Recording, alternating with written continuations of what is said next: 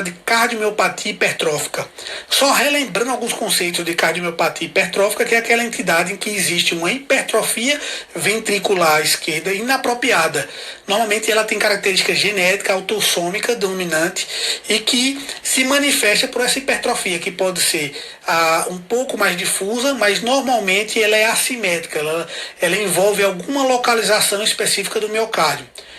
Obrigatoriamente ela não tem relação com outras explicação por outras causas, como hipertensão arterial sistêmica descontrolada ou anormalidades valvares, e a gente começa a suspeitar dessa cardiomiopatia hipertrófica naqueles pacientes que não possuem motivo para ter hipertrofia ventricular e apresentam ao exame ecocardiográfico um septo maior do que 15 milímetros.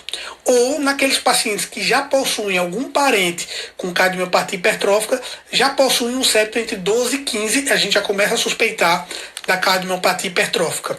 A cardiomiopatia hipertrófica tem algumas particularidades e ela é bem emblemática. A gente vai iniciar agora uma imagem de uma cardiomiopatia hipertrófica, aqui numa imagem de uma incidência, numa incidência paraesternal extra-longo, em que a gente vê o ventrículo esquerdo, o átrio esquerdo, olha o tamanho desse septo, que é um septo gigantesco, normalmente são acima de 20, de 30 milímetros. No paraesternal eixo curto, observem aqui o septo como ele é largo, como ele é grande, desproporcional à parede posterior.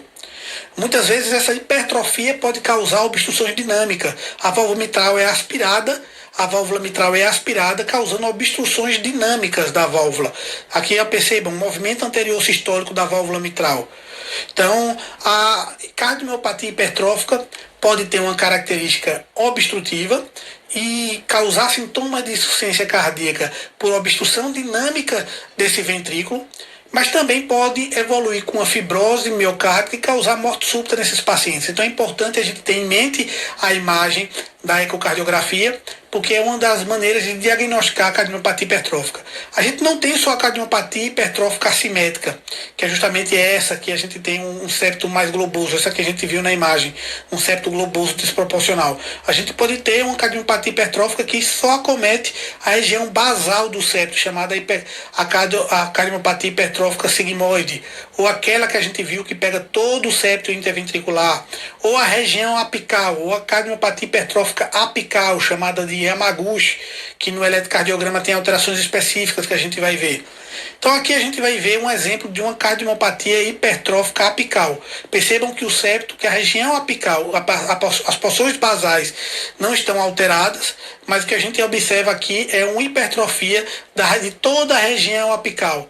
Olha essa imagem característica do ventrículo. Aqui é um exame contrastado, contraste com microbolhas, e observem que a região toda apical é musculosa, e a gente tem a cavidade ventricular esquerda mais diminuída.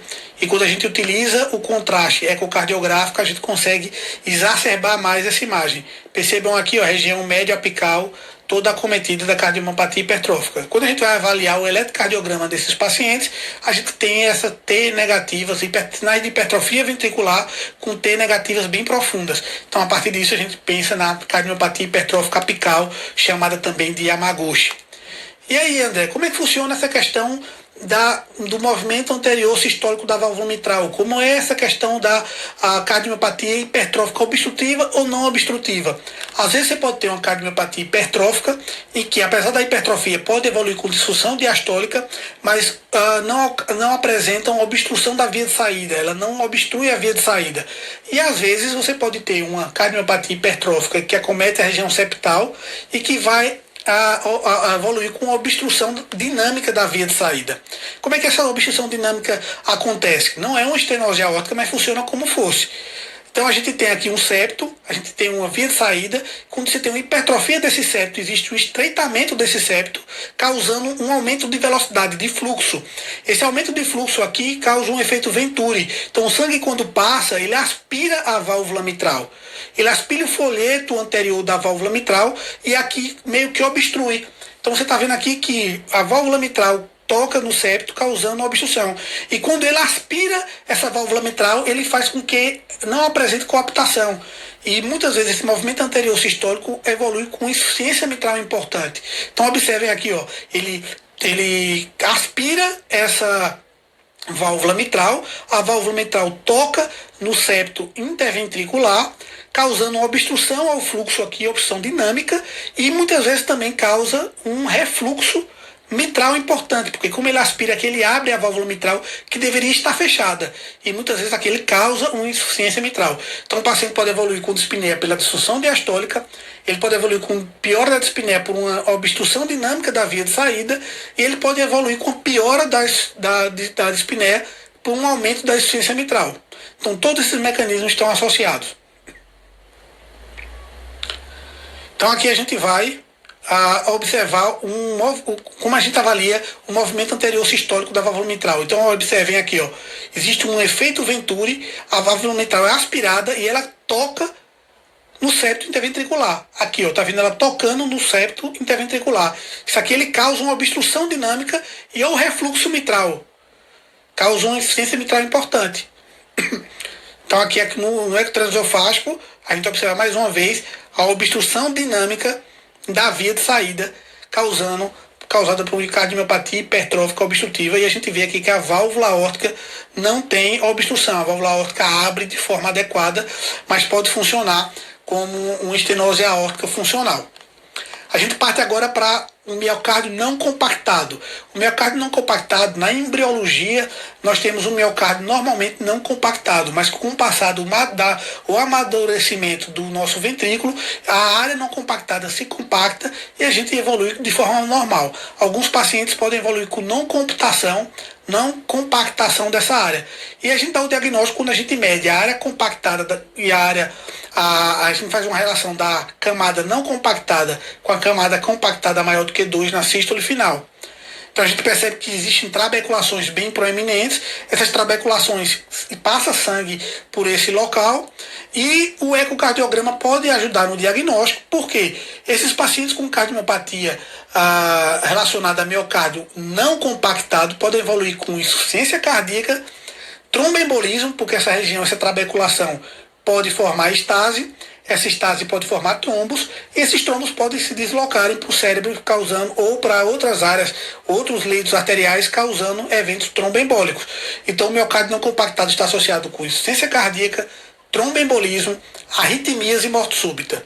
Então qual é a imagem do miocárdio não compactado? Percebam aqui, ó, uma área esponjosa de miocárdio todo não compactado, várias trabeculações. Então aqui é uma imagem clássica de um miocárdio não compactado. Quando a gente coloca um Doppler colorido nessa área, a gente vai observar que existe fluxo ao redor dela.